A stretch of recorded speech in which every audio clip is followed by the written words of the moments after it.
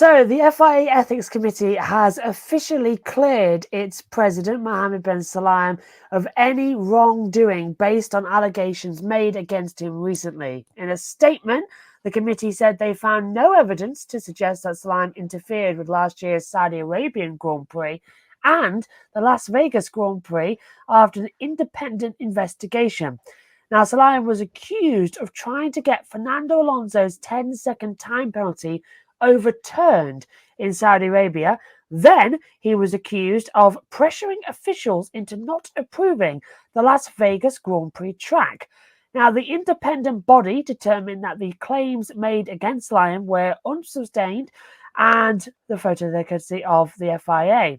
Well, we just go in a merry-go-round recently, don't we, with calamities in Formula One. Starting with you, Kobe, do you trust the integrity of this investigation conducted by the FIA Ethics Committee? So you're telling me, Josh, that the FIA Ethics Committee investigated the FIA president? It's like, so you're investigating yourselves, basically. So I really would have trusted the integrity of this investigation a lot more if they would have gotten an outside, independent group of investigators. And I really think that would have certainly helped out a lot with the transparency purposes, but I honestly find it super hard from my perspective to trust the integrity of an investigation when you're the FIA investigating the FIA. I really think that considering everything that's gone on with the FIA in the last several months or so, especially at the start of this Formula One season, after what's been a relatively quiet off season, and then the last part of the off season just went really crazy heading into the start of the 2024 season. But I do believe that the FIA dropped the ball here, and they should have certainly had an outside committee or whatever you want to call it come out and do this investigation, because the FIA Ethics Committee and then the FIA president, it's just really hard to see how you can think that this was a fair investigation. Evening, guys. I was just listening there. I could hear some music. It's getting closer. It's getting louder. Oh, it must be an F1 weekend. I was just thinking today, earlier on, that we haven't had any Red Bull news over the last little while, and now we've got this has rolled our way, and the second part of the story, which we're going to talk about shortly. But there's the other music in the background. It must be good tonight, because we're talking about the FIA, and there's the music. Well done, Kobe.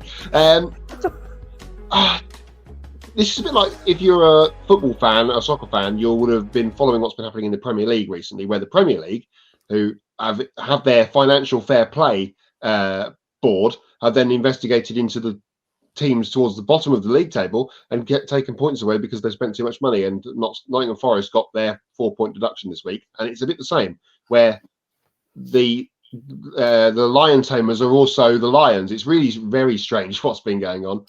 To be honest, this one came out of the blue a little bit, didn't it, with the Saudi Arabian thing a couple of weeks ago from last year's race. And I did think at the time it was very odd. This one, I think, is a bit more cut and dry, that this one's gone away. But it's a Thursday, or about to be, in Australia. They're waking up down there. Good morning to any of our Australian and New Zealand friends.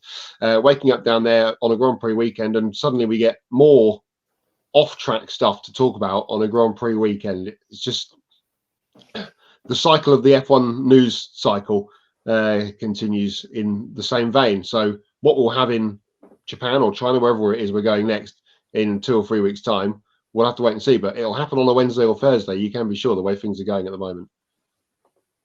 I scrapped my preview show this season on my channel. I'm starting to regret it, the amount of news that we're having to go through in practice one. We leave the commentary box out of breath. It's unbelievable. And yeah, added to this, as my mic just dropped. No, there is. I just looked down on there.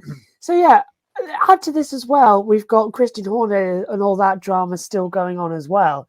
So it's just layers upon layers and layers of drama. And with all this going on with the FIA, some additional details were released about the investigation. Now, the procedure was managed by the compliance officer and reviewed by a 6-person ethics body. Don't know who they were, but arguably there'll be high senior members of the FIA. Now, these investigations spanned 30 days and included interviews with 11 witnesses. Now, the statements ended with the FIA Compliance Department, supported by external advisors, conducted thorough inquiries over alleged and potential interference in sporting decisions during Formula One events in 2023.